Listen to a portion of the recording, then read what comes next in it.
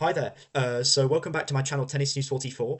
In my previous video, I previewed the round of 16 matches of the Rome Masters 1000, and I quickly wanted to go through the results of those matches, on top of having a look at the quarterfinal matchups, because as I'm currently recording this video, two of the quarterfinals have been played, and there are still two more to go. Now, going back to the first matches that I'd previewed, so matches involving Draper and Alcaraz, both players got past their respective opponents. So Draper getting past Musetti and Alcaraz getting past Kachanov. In both cases, I was surprised to see how tight the matches were, considering that Musetti won the first set in 6-1. So I was watching parts of that match, and after I saw Mute won that first set so convincingly, I thought, well, maybe look, even though Draper hadn't lost any sets in recent matches, that maybe this could be the match where his run unfortunately ends. But no, he showed a lot of mental fortitude, and because he was definitely not 100% physically, and to get through that was quite impressive. Alcaraz extending his head-to-head against Kachanov as well, so that was expected that he would get through that. And then moving on to, well, her catch against Mensik. I did say that I thought this would be a very tight match, and I was right, because there were two tie breaks, and her catch got through in the end in a final set tie break. And I have to say, I'm very happy to see her catch getting through that match, because he has just come back from injury, and he is a player that relies a lot on confidence, on and how well he plays, obviously, but especially after being out for so long, that will feel like a huge victory for him, qualifying for the quarterfinals. In the preview, I mentioned that there were some huge matchups, and first of all, Musetti against Medvedev. Musetti had never beaten Medvedev, but they had never played on clay before.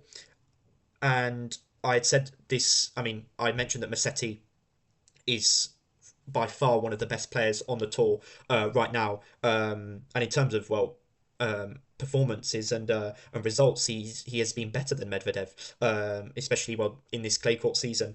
And there's a very funny story with this match, because there was a rain delay in Rome, and so there's no roof on the courts, and so they had to, well, both players had to leave the court for about 3 hours.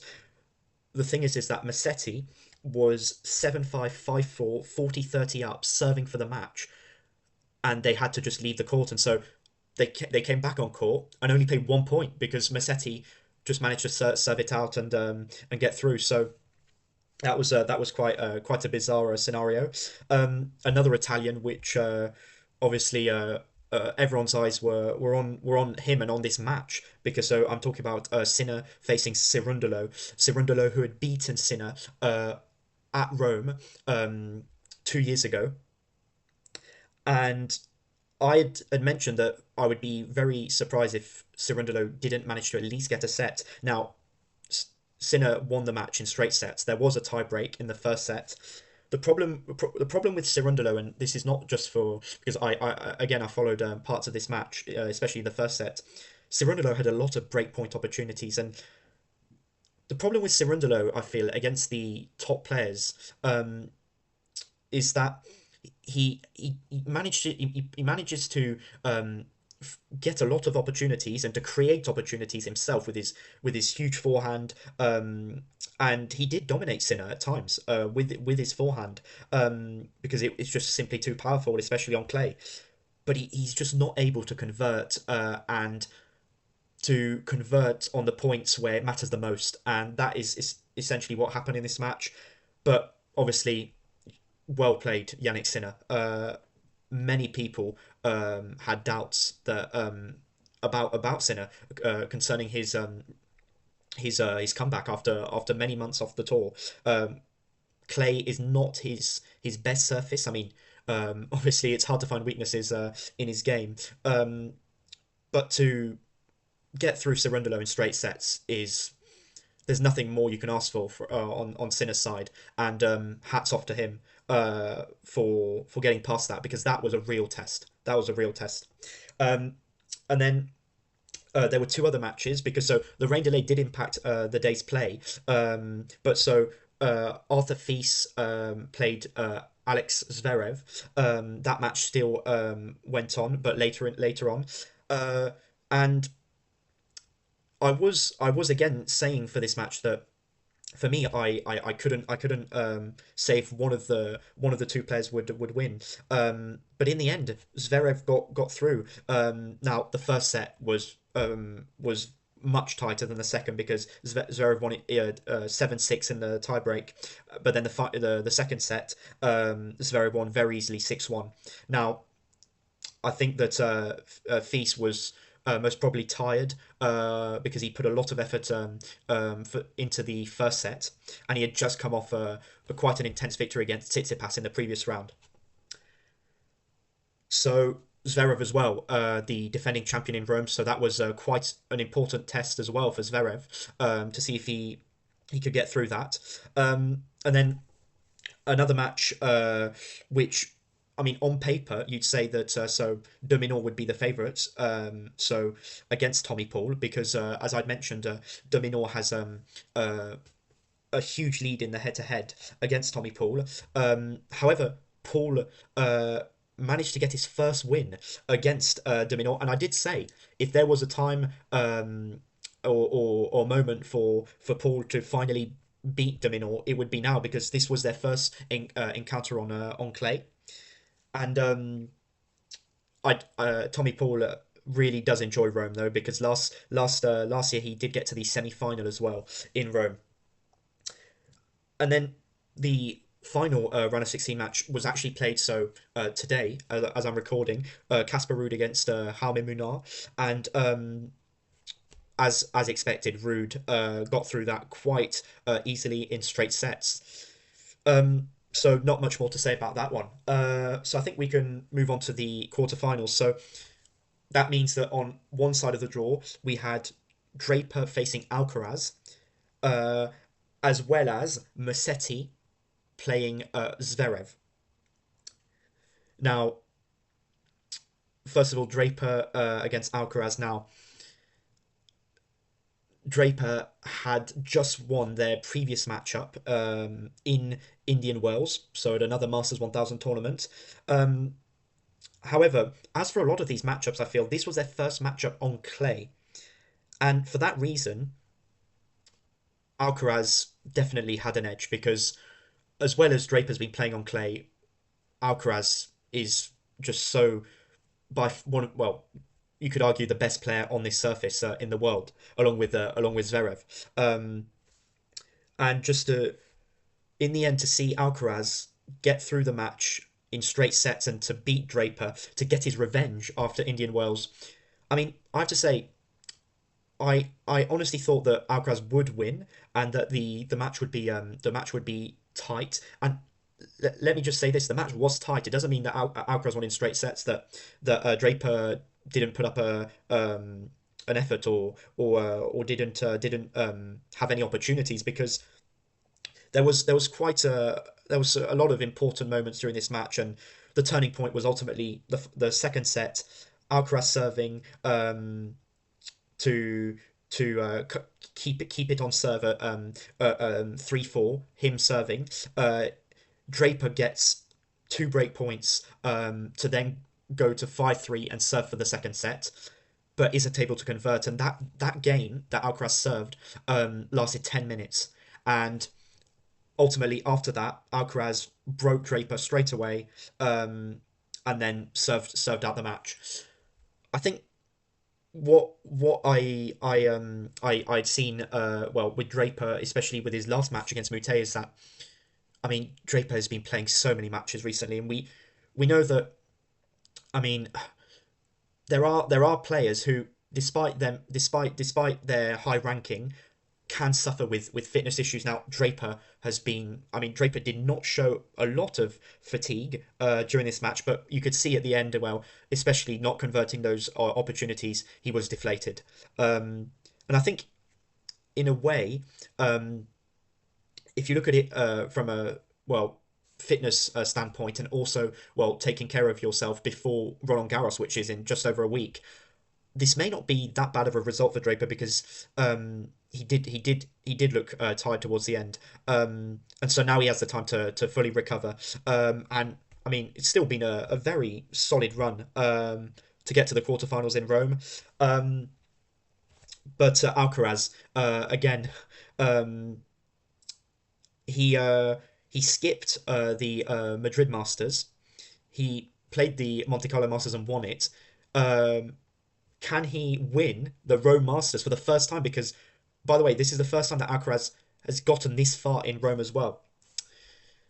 And so I have just finished watching, and this is a match which I did watch. For I watched the entirety of the match. Musetti against Zverev.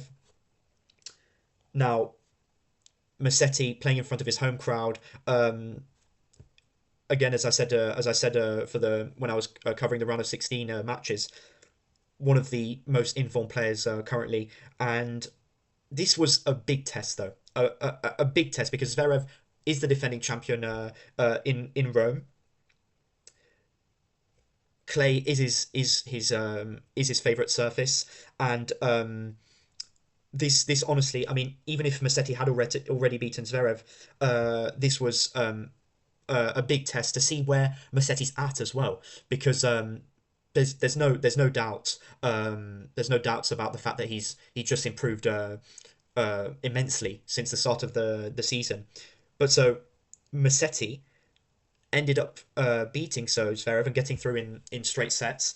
So that was a very interesting match because in the first set, I mean, I recommend you have a look at the highlights because Zverev was serving for the first set. He had I think in the end 4-5 set points. However, Musetti fought back, played some amazing tennis, and what I find really amazing with Musetti is just the variety. The variety he can mix it up with some more subtle shots, but especially his drop shots. Well, in the second set they were very well played.